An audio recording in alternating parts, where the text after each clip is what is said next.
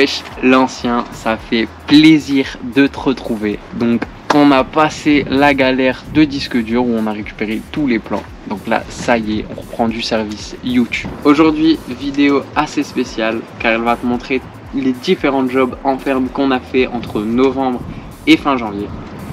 Donc au programme, une ferme de blueberries, un vigneron et une ferme de cerises. Donc, comme tu peux le voir, on a pas mal charbonné en l'espace de quelques mois et c'est notamment car on a eu pas mal de galères. Mais t'inquiète pas, tu vas le voir pour toi-même. Ça pour vous provoquer, profiter de mes jours d'été comme je le faisais d'antan. Et c'est tout, approche faite en douceur, couleur douce. Et c'est tout, approche faite en douceur, couleur douce. Et c'est tout, approche faite en douceur.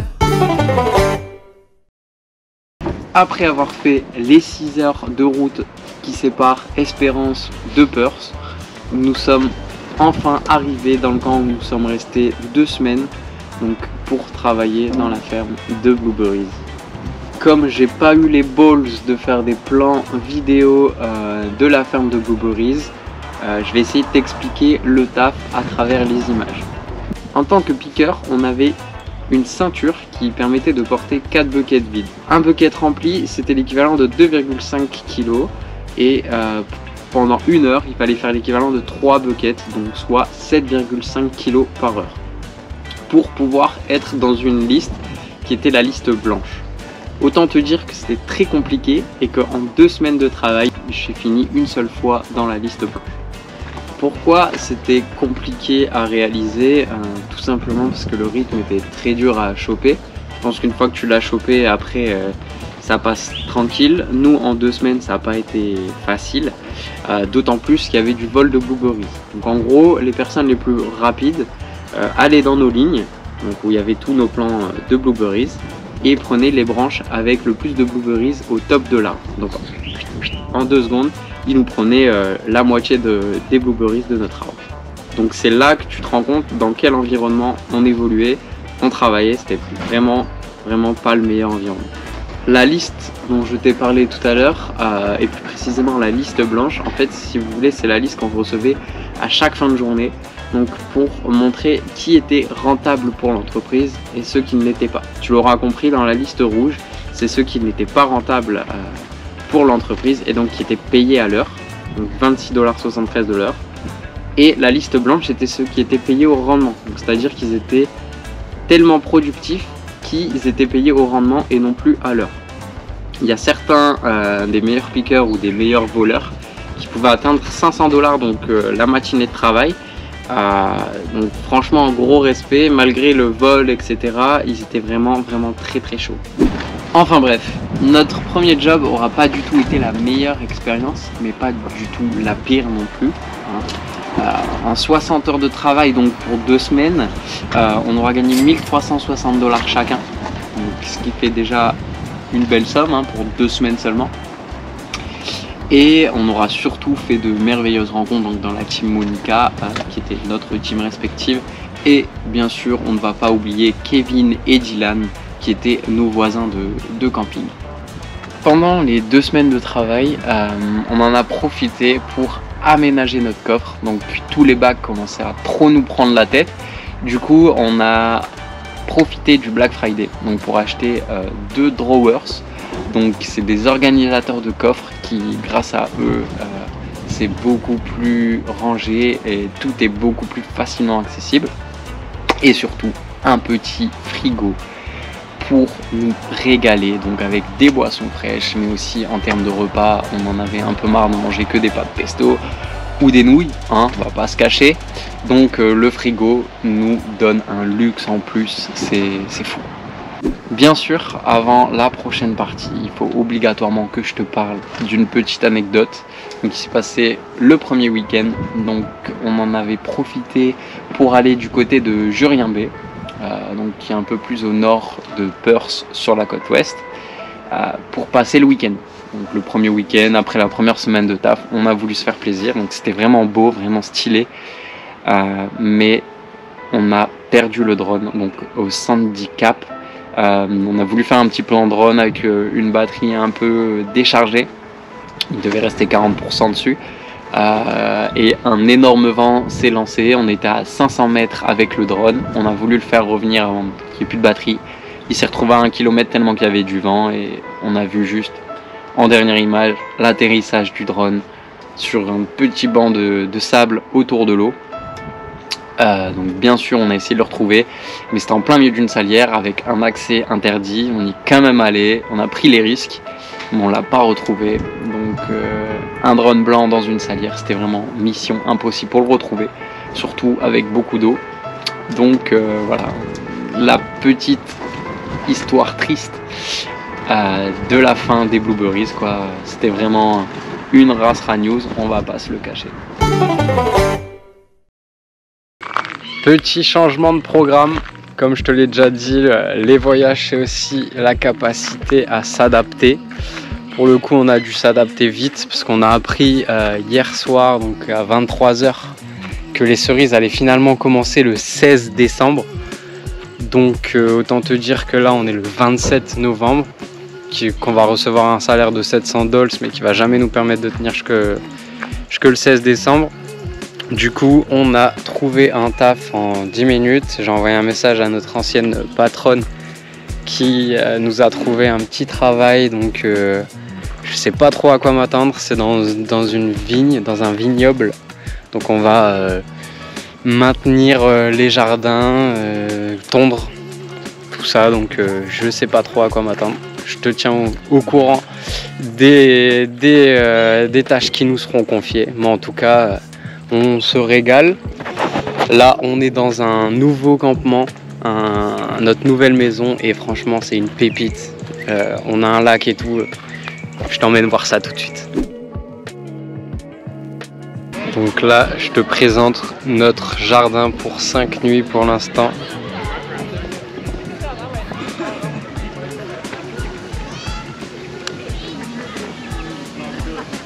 C'est incroyable.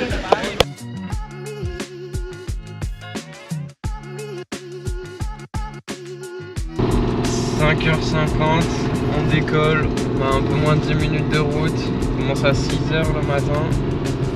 Donc le taf est vraiment cool, on fait de la maintenance de jardin, donc on débroussaille. Hier c'était le jardin et aujourd'hui on va débroussailler plein de vignes. Donc let's go. Et voilà notre poste de travail juste derrière moi. Voilà.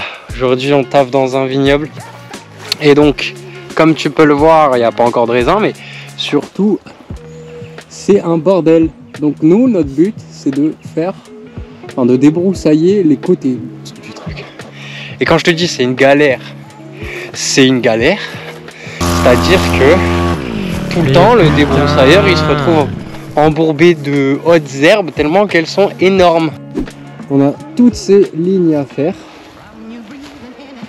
Ça fait genre 1 heure on est dessus avec Alice. Alice elle a même pas fait la moitié d'une et moi je suis à 3/4 d'une.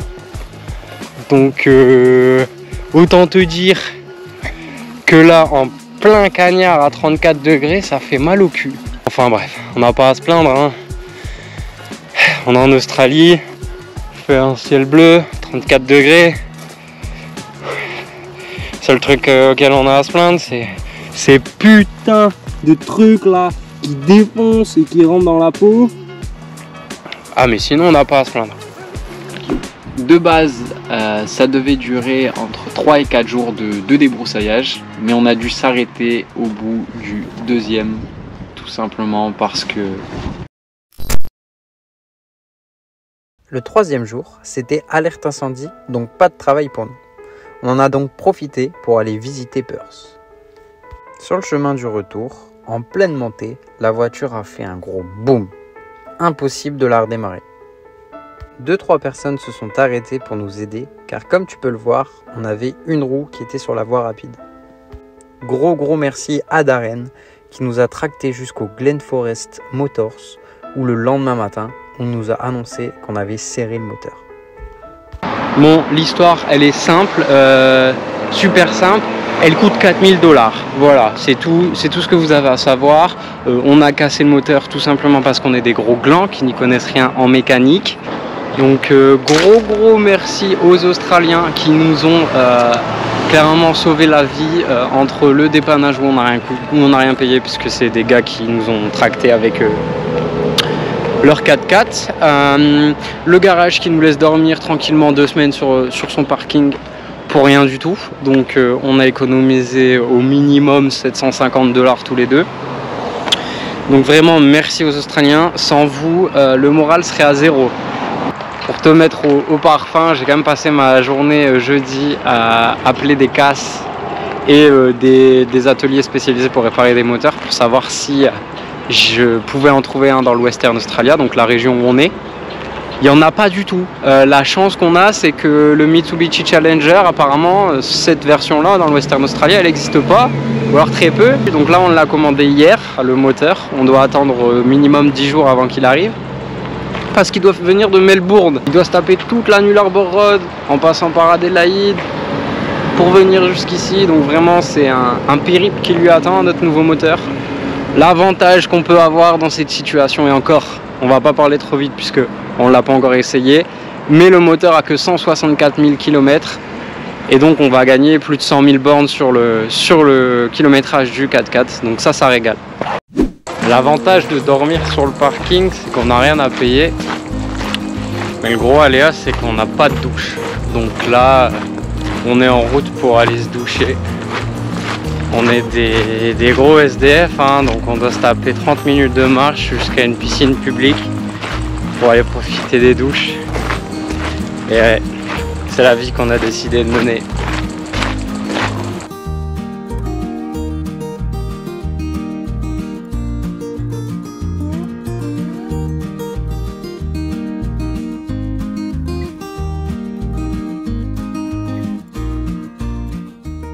C'est pas une panne qui va nous arrêter de visiter l'ancien.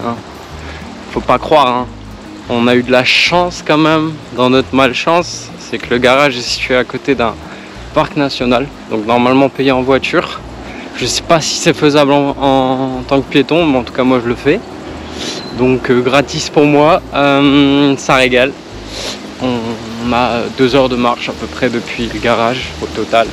En faisant une petite boucle sympathique. Donc je m'avance vers l'inconnu, je sais pas trop sur quoi je vais tomber, mais c'est vraiment pas mal, hein. Look.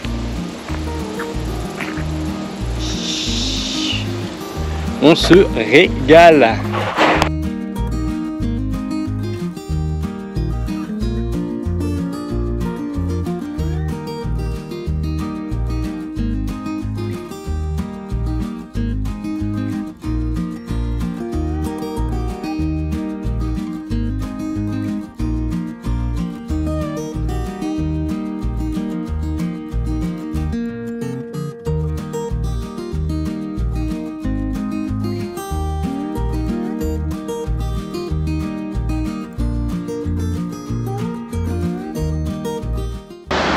Et on vient de recevoir le moteur avec full avance, c'est incroyable. Donc là on est vendredi, on était censé le recevoir mercredi.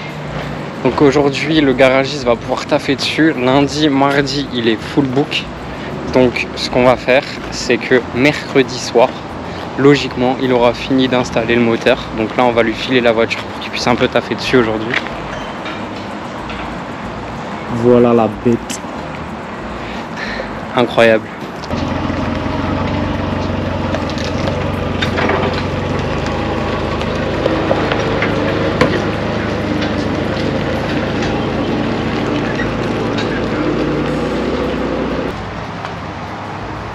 Tudo bem.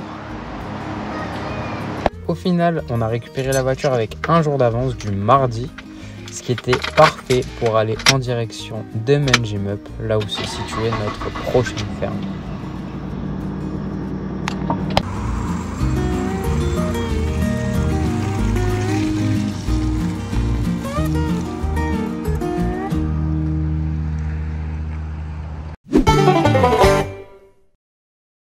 Ah, la partie que je préfère. Donc après tant de galères, il était important pour nous de refaire l'argent et on a été faire la saison des cerises donc du côté de Menjimup, donc qui est une ville dans le sud du Western Australia et plus précisément dans la ferme de Cherry Lane Field. Pour ce qui est de la partie travail, moi j'étais de la team piqueur. Donc piqueur, c'est la cueillette des fruits, donc des cerises en l'occurrence. C'était vraiment cool parce qu'il y avait quasi aucun boss sur le terrain, dans les champs. Donc vraiment, on était entre gars, hein, c'était une team 100% mec, puisque les meufs étaient placées au packing, du coup avec Alice. Et nous, on était en dehors, donc à la cool, on devait juste faire 100 kilos par jour. Et les filles, du coup, avec Alice, étaient au packing. Et là, c'était vraiment beaucoup plus l'usine, hein, beaucoup plus horrible. Avant de continuer mon blabla, je trouve qu'il est important pour moi de te montrer où l'on a vécu pendant 6 semaines. Donc pour te mettre en totale immersion avant de te donner toutes les anecdotes que j'ai sur la ferme de Menjimup. Ça fait maintenant plus d'un mois qu'on vit dans la ferme de Cherry Lane Field à Menjimup. Donc demain c'est la fin de saison, donc c'est l'occasion pour moi de t'emmener voir où on a vécu pendant un mois. Let's go!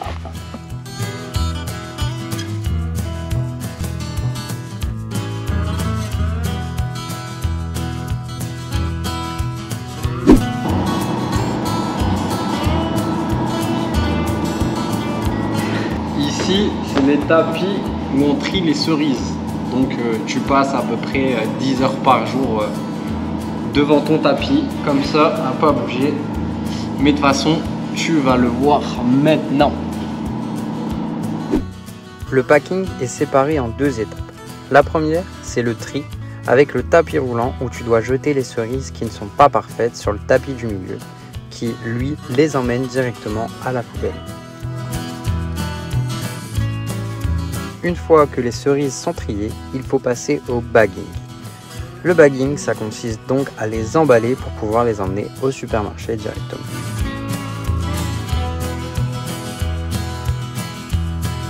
À côté des tapis de tri, on a la cuisine. Donc là, on est en comité réduit. Il n'y a que les finalistes et un intrus qui n'est plus de la partie. Ouais. Donc on a vécu à 30 ici. Et la salle de bain juste à côté. Donc une douche et un toilette à partager. Mais sinon on est bien, hein. Et maintenant, la suite logique, c'est de t'emmener voir où on dort. Donc c'est juste à côté aussi. Là, on sort du shed.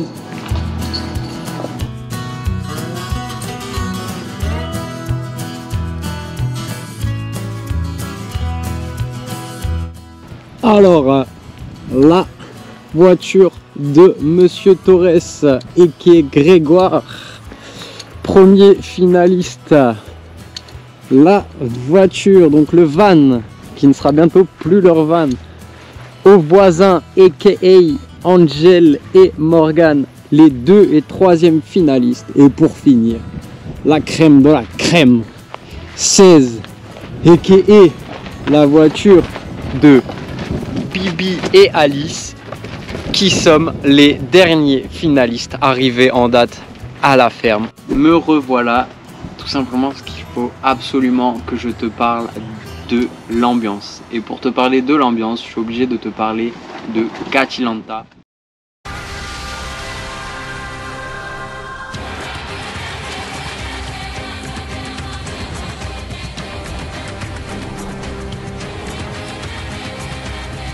Au départ, ils sont 20, à la fin, il n'en restera qu'un. Donc, je pourrais limite utiliser le terme de télé-réalité. Donc, une chose importante à savoir, c'est que dans la ferme, malgré qu'on soit en Australie, 90% des employés étaient francophones. Donc vraiment, il y avait une grosse ambiance. On était tous ensemble. Donc l'équipe de piqueurs, l'équipe de packers, il y avait essentiellement des Français. Et pourquoi Catilanta? Cathy, c'est le nom de notre boss. Donc, c'était pas Denis Brognard, hein, mais elle avait le rôle de Denis Brognard, c'est-à-dire qu'elle était intransigeante tout comme nous. Nous, les employés, on était du coup les participants de Cathy-Lanta, et à la moindre saut d'humeur de la boss, donc Cathy, nous étions virés. On pouvait se faire virer avec un risque particulièrement sévère le mercredi, parce que c'est le jour où elle envoyait les payes. Et je peux te dire qu'il y en avait des sauts d'humeur, parce que tous les jours, on assistait à au moins 2 scènes de ménage entre Cathy et son mari, qui était Georges. Lui, il avait une fonction quasiment inutile dans la ferme. Je vous jure qu'on y est resté 6 semaines, et au bout de 6 semaines, on ne savait toujours pas à quoi il servait. Je vais te donner une petite anecdote pour te donner un peu les sauts d'humeur des boss. Donc, le premier jour, l'anecdote se passe mon premier jour de picking. Donc j'arrive à 5 h au shed. Donc le shed, c'est l'entrepôt hein, où il y a le packing, etc. Donc j'arrive au shed. Personne pour me former, personne pour m'accueillir. J'ai juste suivi les Français donc, qui allaient à leur poste de travail pour piquer. Et j'ai fait ma journée hein, sans formation, donc forcément cerise par cerise, avec peur de casser les feuilles, les branches d'arbres, etc. Et j'arrive donc à la fin de la journée, vers 15 h, et la Catoche, elle regarde donc notre productivité à la journée. Donc j'étais loin des 100 kilos, hein, forcément c'était mon premier jour sans formation. Donc elle n'a pas cherché à comprendre, elle m'a viré. Directement, le premier soir, j'ai été viré. Donc l'aventure de Men Gym Up a failli s'arrêter là pour nous. Notre superviseur n'a pas voulu me virer et il m'a sauvé un peu la peau. Donc voilà, c'est comme ça que j'ai réussi à continuer à augmenter ma productivité et finir parmi les préférés de la Catoche. Je vais pas te parler des crasseux avec lesquels on a vécu, hein, parce que ça prendrait des heures. Comme on n'avait qu'une douche et un toilette, on voyait qui se lavait et qui ne se lavait pas. Donc autant te dire qu'il y en a qui se lavaient, ils ont dû se laver 2 fois en 6 semaines. Bon, après on va pas se mentir, il y avait besoin que d'être à moins de 5 mètres d'eux pour savoir qu'il y avait un problème d'hygiène conséquent. Aujourd'hui on en rigole et c'est grâce aux merveilleuses rencontres que l'on a fait à travers les semaines. Donc pour n'en citer que quelques-unes, grosse pensée à Monsieur Torres a.k.a. Greg, aux voisins Angelo et Morgan, aux inséparables a.k.a. Julien et Kevin. Vous nous manquez de ouf. À travers les semaines, on a partagé des moments vraiment privilégiés, on a appris à se connaître et aujourd'hui c'est vraiment de grandes amitiés qu'on a pu créer. Et j'ai surtout appris aux collègues de devenir des monstres au basket sans vraiment vouloir me vanter. Ils sont vraiment devenus chauds, mais ça tu le verras tout de suite. Juste à côté de la ferme, il y a un terrain de basket absolument incroyable. Donc tous les soirs, ou presque, après les 10-12 heures de travail, on va se taper un petit basket. Ce soir, je t'emmène avec moi. Day ones, no time for fake ones. Got me, I got you. All dreams they come true. Stay down till the end. Need me, I need them. Whole team gon' make M's. No time for fake friends. Too many people be calling my phone, but I never be picking it up. Got everyone that I need in my circle. I never be going and switching it up. Rocking with the people who been following me when I never thought it would've happened and I never got love. Now they wanna piggyback on everything I got. I never knew one from the bottom, but now I've had enough. Please stay away, find a new hobby, cause you've been too close to my personal space. Don't make me call out your names, but I'll go there and you gonna make me put you in your place. I'm trying to put my whole crew in a wraith. Came a long way from that minimum wage. Funny how money be bringing out people who never remember the time that they paid. Count it up on my 2 hands. If you wanna talk, I need 2 bands. I don't play around with no loose ends, and I never wanted no new friends. I keep it real, you can ask the fans. Don't get involved if you're not my fan, but if you were willing to say it. Day ones, no time for fake ones. Got me, I got you. All dreams they come true. Stay down till the end. Need me, I need them. Whole team gon' make M's. No time for fake friends.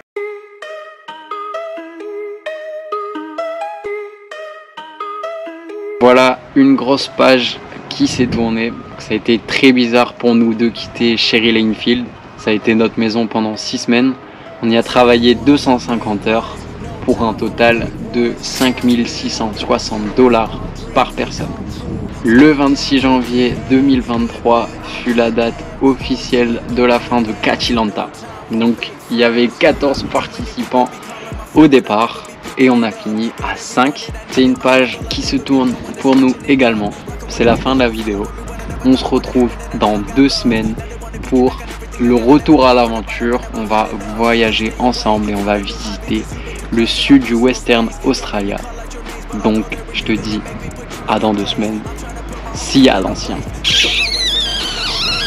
J'allais oublier, surtout, n'oublie pas, c'est ça la vie l'ancien.